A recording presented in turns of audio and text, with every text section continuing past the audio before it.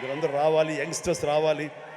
అలాగే నా స్నేహితుడు శరత్ కుమార్ కూతురు Varalakshmi, Varalakshmi Sarath Kumar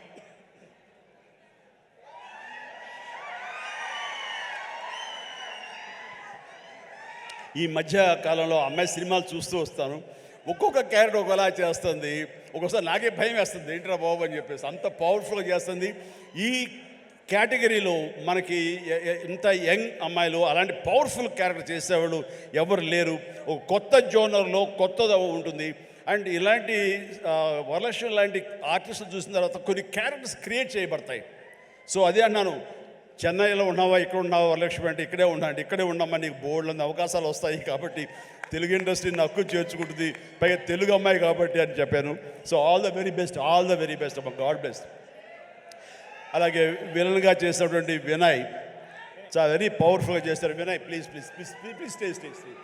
Vinay wonderful, you look damn good, like A Hollywood, you look A Hollywood villain and you have your own mark and you will have your own market here. Definitely all the very best. And ప్రతి ఒక్కరికి నేను మనస్ఫూర్తిగా అందరికి చెప్తాను.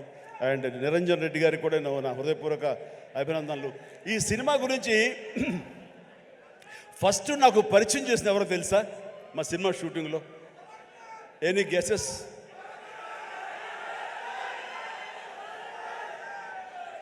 Getup scene.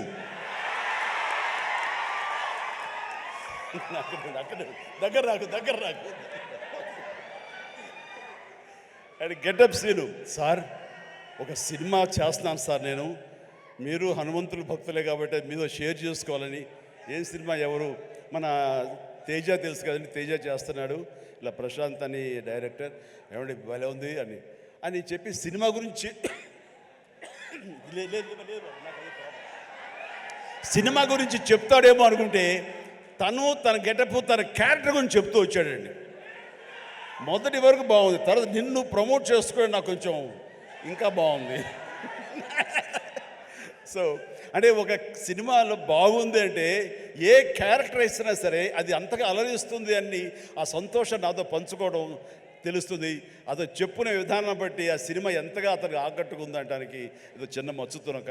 And ప్రతి ఒక్కరికి, అటు cameraman గారికి, ఇతర కాసర్ల గారికి, కేకే గారికి, లిరిసిస్, ఇలా ప్రతి ఒక్కరి మ్యూజిక్ డైరెక్టర్ గారికి, ఇలా ప్రతి ఒక్కరికి మనస్ఫూర్తిగా నా హృదయపూర్వక అభినందనలు తెలియజేస్తూ నేను చెప్తున్నాను, ఒక్కళ్ళలో కూడా ఏమాత్రం డల్ అనేది పెట్టుకోకండి. Cinema super duper hit. That's it. జై హనుమాన్, జై హింద్.